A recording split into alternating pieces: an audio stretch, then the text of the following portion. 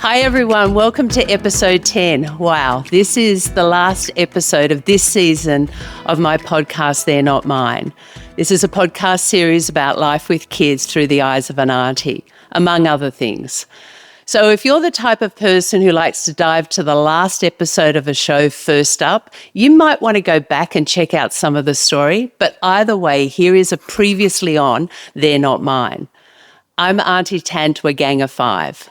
First came along dancing Annie, followed by fence climbing Ayla. Next up, curious Caden, closely followed by negotiator wingman Talon, and then finally the charmer, Riley. We have the best times, best adventures together. And the latest and greatest, the Aunty Tan and Cousins holiday. It's one weekend, no parents allowed. This is a tradition I intend to keep, and the first one was a hit. All right, let's get on with the episode. It's 2013, and it was the year of the infamous blackout in the second half of the Super Bowl between Baltimore Ravens and San Francisco 49ers. The lights went out for over 30 minutes. I had by now turned the lights out on dreams of having my own child. That being said, I still had high hopes for two things: work overseas and great love. Firstly, I had high hopes of living and working in the US. I got my first taste of what was possible through work-related trips in my mid to late 20s. And then several years later, I would travel to the States to visit my good mate Jodie. We'd been mates for years, and she'd also caught the bug of the red, white and blue and married an American. That meant that I would then spend time visiting her in California. We'd spend up big and really boost the US retail economy. The more time I spent in the US, the more I knew I wanted to be there. My boss knew I wanted to work internationally. He'd known that I had my heart set on that. And I'd been leading sales in Australia for over 6 years. And I knew that if I didn't make the move soon, I was never going to do it. I wasn't far off turning 49. So for me, it was now or never. During 2013, we had a number of discussions about me moving across to the States. I even gave him a presentation of the pros of sending me to the US. I mean, I left the holiday snaps of Jodie and I out of it. But the business did want to expand its operations, and eventually I got the green light. The plans were in place and I was moving February 2014. And secondly, I had high hopes of great love. Okay, I'm going to let you in on this, and this might sound a little weird to some people, but I had this, I wouldn't call it a dream or a vision. It was more like a premonition, and it was a premonition of a man. And if I closed my eyes, he'd be standing behind my left shoulder. And it wasn't in a creepy kind of the calls coming from inside of the house, scary kind of way. It was quite the opposite. It was calm. It was reassuring. He was tall. He was much taller than me. And he had this kind of large rectangular-ish shaped head. I mean, it wasn't disproportionate to his body, but I couldn't make out the detail, couldn't make out his face. Look, this premonition or feeling only occurred a few times, but when it did, it would absolutely hang with me. And I didn't know what it meant. Okay, so if you haven't already picked up, I am a bit of a romantic. I mean, if I see an elderly couple walking down the street holding hands, I mean, it just fills my heart. If I spot a bride and groom having their wedding photos in a park or somewhere in a public area, I'm the person that will stop and watch. I'll even yell out, congratulations. I think love is the best thing we do. And for our family for 2013, we had a celebration of love on the calendar. You see, Trina and Brett were getting married. It was the 30th of November and their day finally arrived. The chapel was beautiful. I remember it had expansive floor-to-ceiling windows, and the afternoon sunlight just streamed through while we were able to sit and enjoy the view of the Australian bush. The theme of their wedding was vintage, and Annie, God bless her, sang the 1965 Nat King Cole classic, L-O-V-E. You know the one. It goes, L is for the way you look at me. O is, all right, I'm not going to sing it. Already I know my siblings are dying on the floor listening to this. I can't believe I've got my singing now permanently on film. Anyway, here was a song that was written for a 40-something jazz genius, and here she was at 9 years of age, and she absolutely smashed it. The reception was filled with love, and the room was filled with generational wedding photos. It was such a beautiful idea. There were wedding photos of parents on their wedding day, grandparents on their wedding day, and other relatives. It was wonderful. And of course, you know, the three siblings of Trina gave an absolutely wisecracking speech.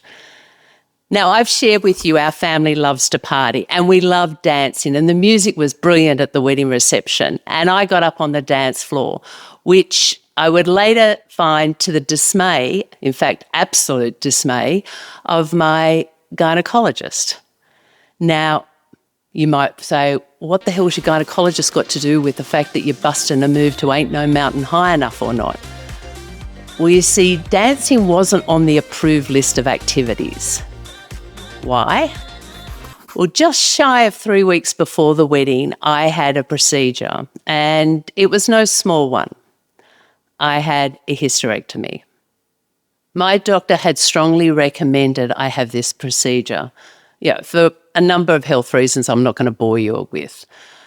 I was moving to California, so I was up against the departures clock.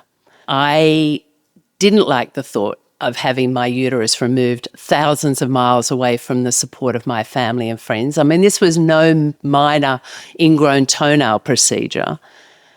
And I remember my boss kindly offered to push back my departure date to really give me the time to make the right decision.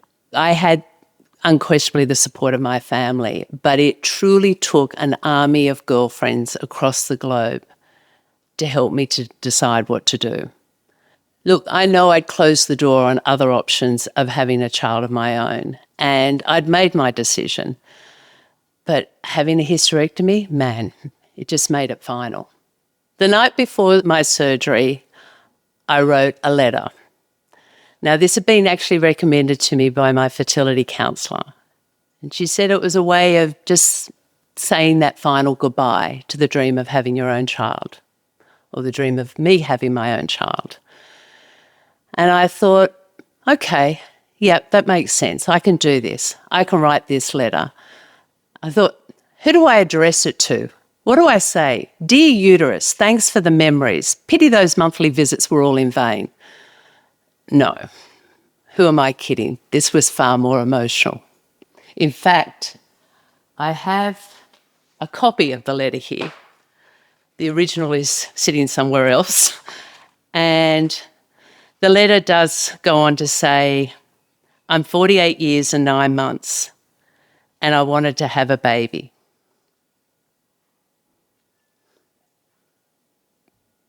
I should have put a caveat at the top of this episode, there'd be tears, sorry. I wanted to have a baby. No, I wanted to have a family. This is a letter to say goodbye. Goodbye to the dreams of carrying my own child. And I desperately wanted to say hello. Hello to new hope. Look, this is a few pages and it's got a lot of writing of what was going through my mind at 12:45 that night, 12:45 in the morning when I wrote this. But I'm sure some of you who have maybe experienced something like this will know what that moment felt like. I remember as I was being prepped by the anaesthetist, oh my God, I actually said that word right. That's always the one word that trips me up. The doctor, my surgeon, came by to check on me. Now, it was really late in the day. In fact, I was going into operation a little bit later than expected. And I thought, this guy's been going all day. And I said to him, do you need a coffee? Like, I'm sure you'd want a coffee, maybe a good caffeine hit. I mean, seriously, this is a big procedure and you must be feeling tired. Are you feeling tired? And he just laughed and smiled and assured me. He said, I'm feeling fine. I'm feeling fine. I love the fact that I'm about to have my uterus removed and all I was worried about was the caffeine levels for my doctor. I came to around 10:30 that night and Mum was beside my bed. Thank God for mums. And she had a smile on her face and a big thumbs up. It was a success. It was a mess in there, was the message that the doctor had delivered her. Okay, good to know, I guess. It was a 5-day stay in hospital with family and girlfriends popping by. Look, I was in a drugged up state. Some I remember, some I don't. One girlfriend was like my guard, determining who could visit. Another girlfriend, she kept reassuring me I'd made the right decision. And one girlfriend, she commando crawled across my hospital room floor to put flowers beside my bed. Why did she do the commando crawl? She didn't want to wake me. My doctor later told me that my uterus had been in a bad way for more than 10 years, and it would have been unlikely to have been able to carry a child. I mean, I guess it helps to hear. I don't know. All I can say is thank goodness there was a wedding to focus on and Trina and Brett's love to celebrate, because in a few short months I was going to be thousands and thousands of miles away and I wanted to spend as much time as possible with the people I love. There was a lot to do and time was running out. I don't know if you've ever moved overseas permanently, but there's a lot of logistics. And I was no nomadic 19-year-old taking a gap year for backpacking and bartending. I mean, I was nearly 49 and I had a life built that was now being dissembled and shipped to another hemisphere. There was a lot to pack and there was a lot to store. Thanks, Kennards. And there were my dog's ashes to scatter. Thanks, Talon. The last couple of weeks were filled with teary farewells. I mean, you know me, I'm a crier. I will miss my book club friends. We wined, we dined, and we read the occasional book. I will miss my girlfriends. I will miss my lifelong friends. But most of all, I will miss my family.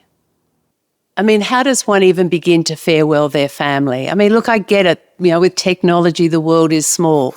But when you're on a different continent, in a different time zone, and you've got news you want to share, and you go to dial and it's 3 a.m., it changes everything.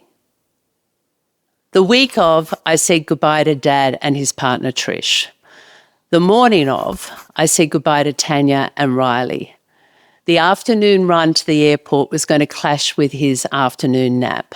He was just 2 years old. I remember hugging Riley tightly and telling him, you'll get to come on an Aunty Tan and cousins holiday soon, I promise. And I squeezed him tight because I was scared that I hadn't had enough time with him and I was frightened he was going to forget me. I hugged Tanya and I told her how much I loved her. And I told her that she was the best mum and she should be so proud of herself. And the cries began. Mum, Trina, Brett and Annie, Bindi, Sam, Ayla and Caden, and Guy and Talon came to see me off at the airport. We were in the international terminal, we were having light lunch in a cafe and Mum had snuck in 2 bottles of wine. I thought, oh my God, I'm going to get thrown out of this airport. I won't even make the flight. The conversation around the table was light and then Trina looked at me and burst into tears and said, I can't believe you're not going to be here tomorrow. And that was the damn wall busting open and the crying began. I mean, other patrons in the cafe started to stare, which was a little bit of a worry considering the unauthorised wine situation we had going. We all started to look at our watches and knew it was time. It was time to move to the departure area and say goodbye. I looked at my family and I thought, who do I say goodbye to first? I said goodbye to my brothers-in-law. I said goodbye to the kids. I said goodbye to my siblings. And I said goodbye to Mum. And I held each and every one of them so tightly and told them over and over and over again how much I loved them. I distinctly remember saying goodbye to the kids. We'd had so much time together and I wanted more. I hugged Talon and I smiled as I remembered the construction site banquets on my living room floor and how at an early age he had mastered the art of negotiation. I hugged Caden and I remembered his eye for fine art. His sensitive soul, coupled with his curiosity, reminded me of the joy that's in the details of life. I hugged Ayla and I flashed back to her marching like a bird in a flower bed. I knew I was going to need a good dose of her, was it determination or defiance, for where I was going, because there would be times I would need that inner strength. And I hugged Annie. The gang of 5 started with her. She showed me the wonder in the ordinary things of life, particularly if she organised them, and she knew how to rock a new haircut.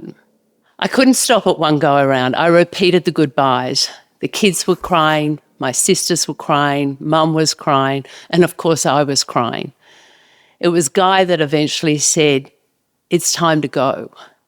You need to go. This is going to be exciting, and we will see you soon." I took, 5 steps away from my family, and I turned back and looked at them, and my legs wouldn't move, my feet wouldn't move. I thought, how do I physically walk away from my family? And I raced back and hugged them all one more time. And it was Guy that said, "You need to go now." Here he was, the youngest, showing me, the oldest, the strength that I needed. I knew I had to go on, to new opportunities and possibilities. I mean, God help that guy in customs, trying to decipher my answers to his questions between my heaving sobs. I'm sure my face looked like talons the night of the negotiation sleepover. And yep, I probably had some snot bubbles too.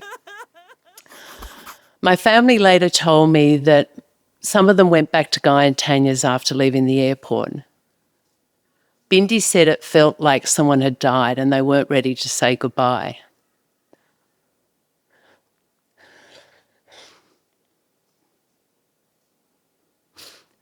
Mum told me she wore my dressing gown for over a week and just cried. A couple of weeks later, I had a Zoom call with Guy and his family. And Talon said to me, "Aunty Tan, my heart still hurts." And I said, "So does mine, mate, so does mine." I knew exactly how he felt. I know over the years, strangers would ask, "Are these your children?" And I would say, "They're not mine." Man, I would come to realise I was wrong. These kids were mine and they meant the world to me. Over this podcast, I've only provided you a snapshot of some of the stories in the early years of being Aunty Tan. There's so much more. I have many more stories to tell and want to, but check it with your stories, your heartfelt and hilarious stories of perhaps somebody who was an influential adult in your life that wasn't your mum or dad. Or maybe you were that person to somebody else. Being an auntie to Annie, Ayla, Caden, Talon and Riley is an absolute privilege. My love for them is so strong, it's powerful, it's fierce. And I have to say it surprised me to have such strong love as an auntie. And I wanted to tell the world about it. And in case you're wondering what happened with the move to the US, well, like they say, it takes about 12 months to settle into something new. And it did for me. And I missed my family and I missed the kids. But it actually didn't take long for my heart to feel something new, something wonderful, something totally unexpected. It would all start in a car park where I would spot a handsome stranger, dash to catch an elevator, and then ultimately leave a note on his car windshield. A note that was intended to appear like the message had been scrawled in 30 seconds flat on a torn piece of paper. But in reality, it was a piece of curated literature that had been workshopped long and hard with Jodie and her sister for over 2 hours. The note worked. He called and we met. He was a lot taller than me and he had a large kind of rectangular shaped head. Sound familiar? But that story is for another season. Thank you for being part of They're Not Mine, and I really hope we get to see each other again soon.